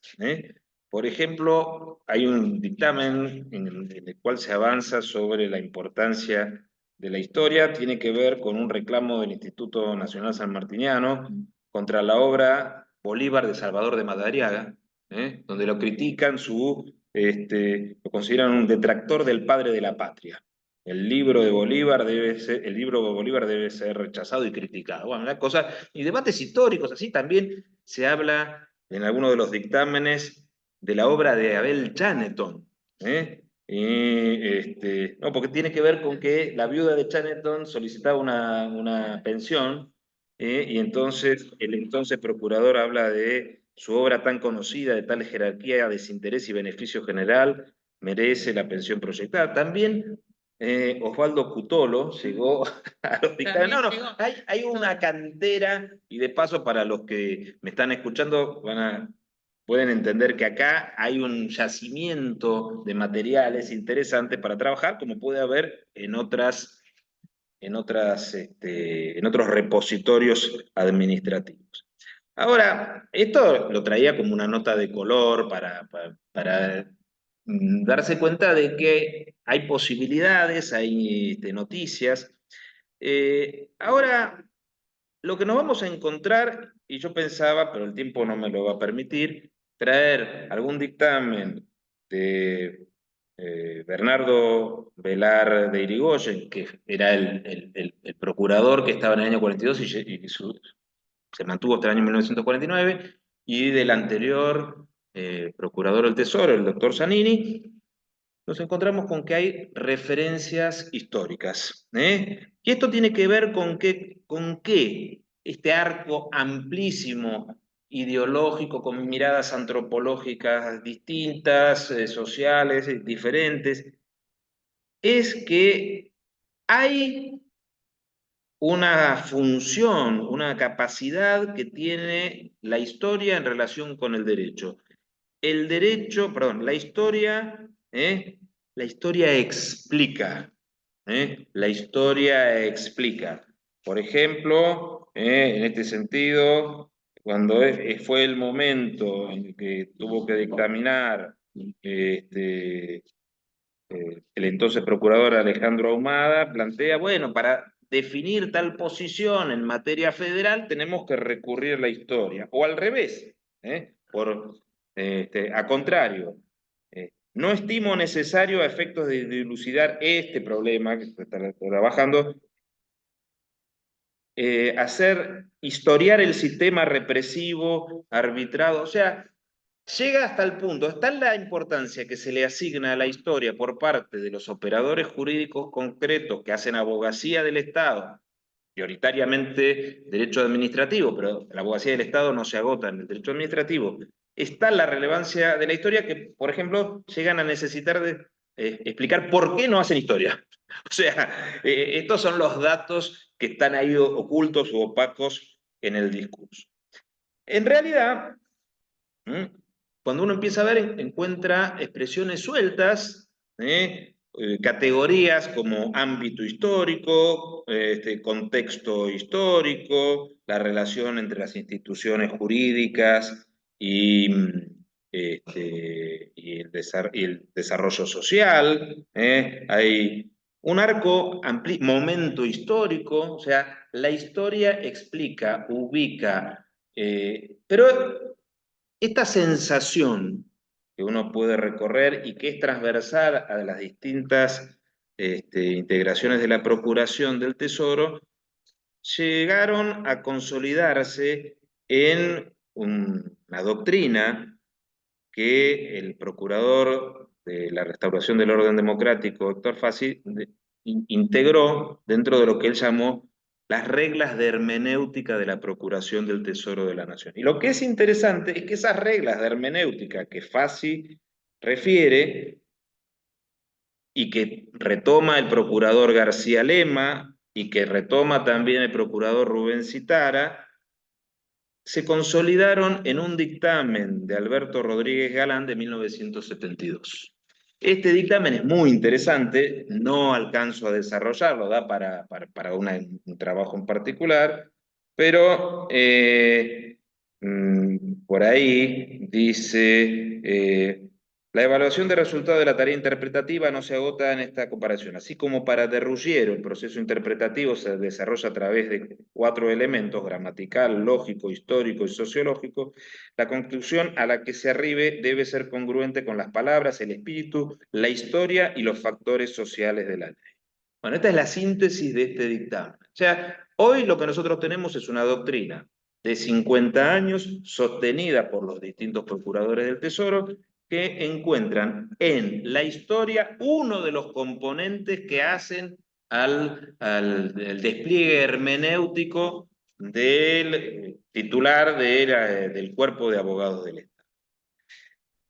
Y que esto es transversal, vuelvo a señalar, o sea, distintas corrientes ideológicas, distintas experiencias políticas, y con esto, para mantenerme en el tiempo, quería sintetizar 3 ideas. Insistir en el hecho, ya lo dije, pero insisto, en que hay un hecho que es para la Procuración del Tesoro de la Nación y los abogados bloqueados en ella, el recurso a la historia como elemento interpretativo es transversal, permanente. Lo segundo, que no surge de esto, sino del conocimiento que pueda tener del resto de las experiencias históricas, es que esta característica de la Procuración del Tesoro de la Nación y su doctrina no es exclusiva de la Procuración del Tesoro, refleja y traslada lo que es una actitud de las generaciones anteriores. Veremos qué pasa con las generaciones próximas, pero las anteriores vienen en la Argentina, y sobre todo las que trabajan en derecho positivo, con una conciencia de la historicidad del derecho que me lleva al tercer punto de lo que quería compartir con ustedes como una síntesis, y es que es curioso, pero esa doctrina esta doctrina del año 1962 de Rodríguez Galán es una doctrina que surge no del diálogo con historiadores del derecho. La doctrina de Rodríguez Galán surge del diálogo con Llambías y Llambías a su vez con de Ruggiero. Y ahí viene el desafío al que quería hacer referencia. Un desafío que es apenas incipiente, pero que trata de ser instigante. Tenemos juristas en general y específicamente en el ámbito de la Procuración del Tesoro que tienen sensibilidad histórica, que ven que el derecho tiene un espesor cronológico. Ahora, han llegado a esa conclusión y a esa sensación no por estar en diálogo con los historiadores del derecho. Esto es lo que nos habla en realidad de un déficit nuestro y en parte de un área de vacancia. Un desafío que tenemos, y en parte creo que sintetizo algunas de las cosas que dijeron Ana Brisa y Roberto. Bueno, volvamos historiadores del derecho al diálogo con juristas operativos que están en el campo de la decisión. Entonces, ¿por qué no revisamos también, para fortalecer este diálogo, con el derecho positivo, no solamente las áreas de trabajo, porque a veces vemos qué temas, sino también las actitudes, o sea, una actitud proactiva con los colegas, que también, de alguna manera, nosotros tenemos que ser sensibles a las preocupaciones, intereses y necesidades del mundo del derecho, que es nuestro ámbito natural de despliegue. Muchas gracias. Impecable.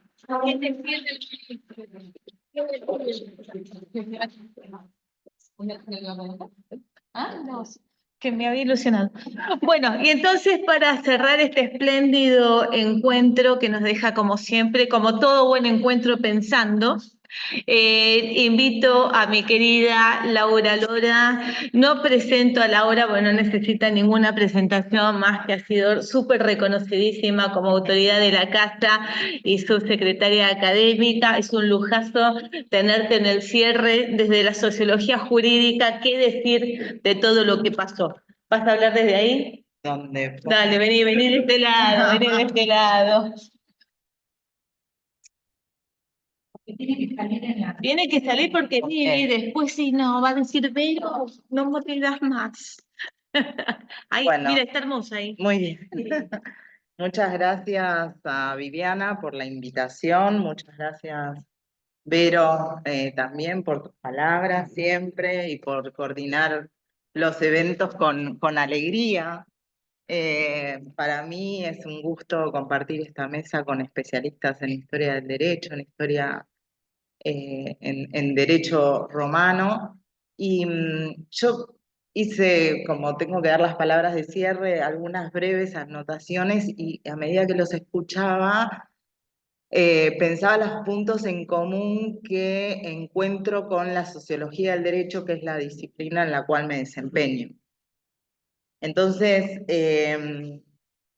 anotaciones que tomé de los conocimientos que nos compartió Francisco, como le dice Vero, Paco, Francisco Cuenaboy.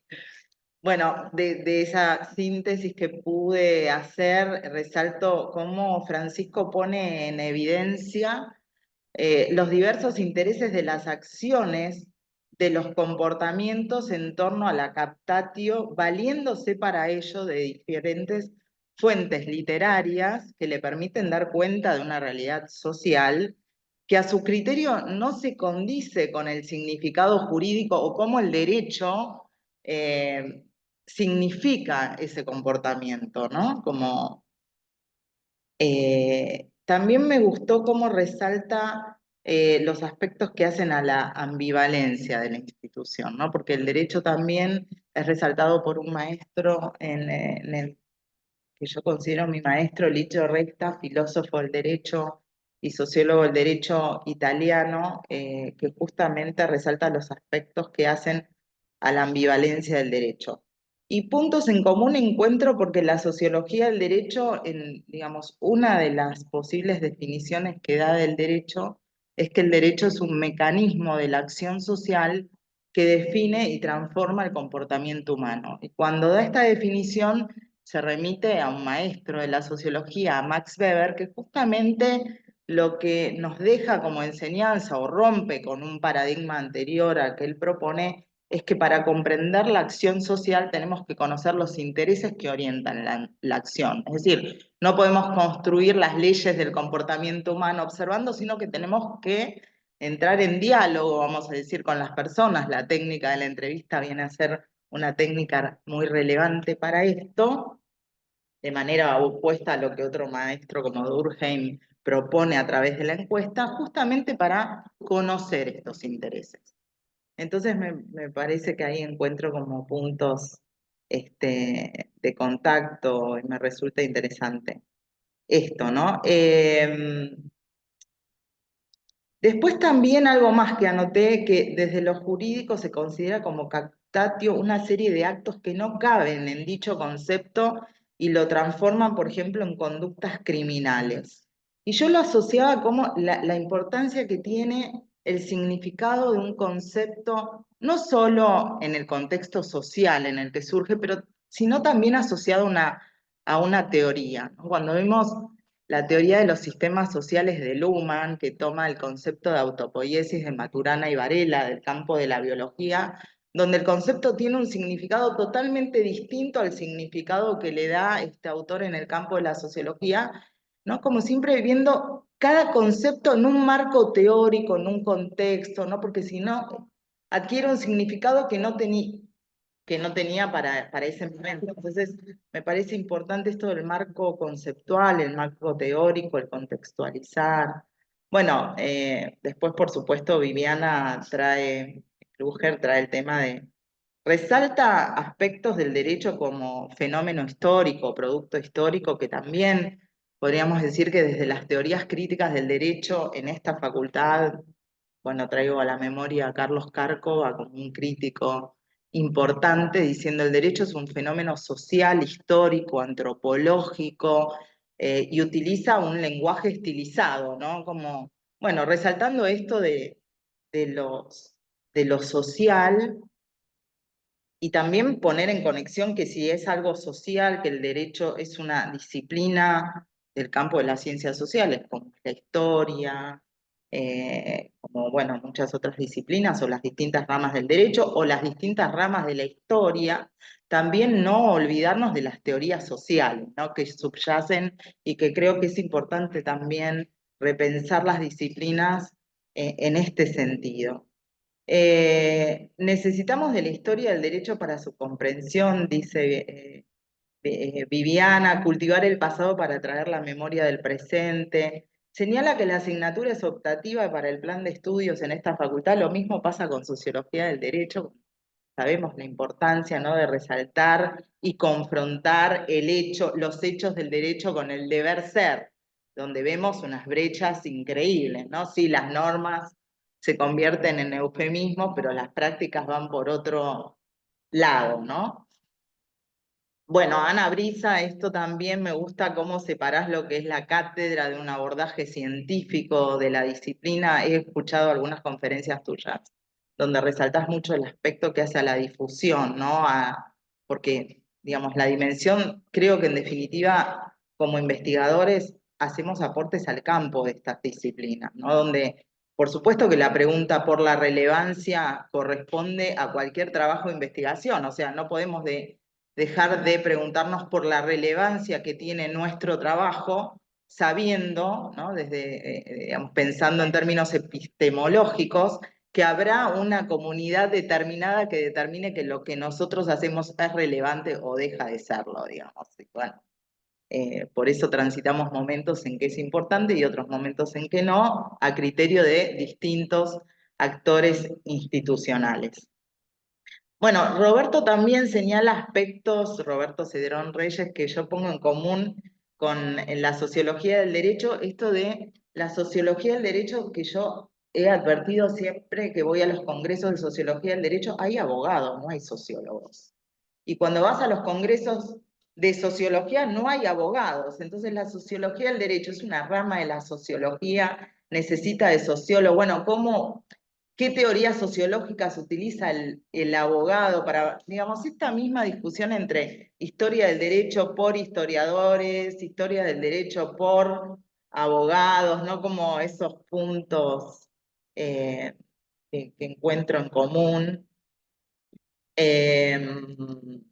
Y bueno, ya el conocimiento de Ezequiel es muy específico en cuanto a resaltar esto, la relevancia que obviamente tiene la historia en la construcción de los dictámenes. Bueno, en definitiva, pensar que las ciencias sociales o el conocimiento es una construcción social y que construimos a partir de distintas perspectivas, de distintos marcos teóricos de distintas disciplinas, ¿no? Y creo que lo importante, o yo abogo por esto, que los abordajes que se hagan de una disciplina sean abordajes interdisciplinarios, porque son los que de alguna manera nos permiten una mirada más holística del fenómeno que podemos llamarlo derecho, sociología. Creo que si hacemos el ejercicio de definir, y esto ya lo decía un epistemólogo argentino, Gregorio Klimovsky, que si nosotros podemos definir una disciplina por su objeto de estudio, Y si lo definimos por su objeto de estudio, también nos vamos a encontrar, como dice un profesor consulto de esta facultad, Felipe Pusito, con grises, ¿no? Porque, ¿qué es la sociología? La ciencia que estudia la sociedad. Bueno, pero el derecho también estudia la sociedad, la historia del derecho también. O sea que nos vamos a encontrar con que muchas veces definimos una disciplina por ese objeto, pero está ahí en esa frontera con la otra disciplina y que tal vez una posibilidad sería atender a qué se dedica un historiador del derecho simplemente conociendo cuáles son los temas que investiga, ¿no? Cuando yo voy a un congreso de sociología jurídica, bueno, ¿cuáles son los temas? Un congreso de derecho de familia, ¿cuáles son los temas que están investigando quienes dicen ser especialistas en derecho romano, ¿no? En definitiva, estas son algunas humildes reflexiones que traigo a esta mesa de especialistas.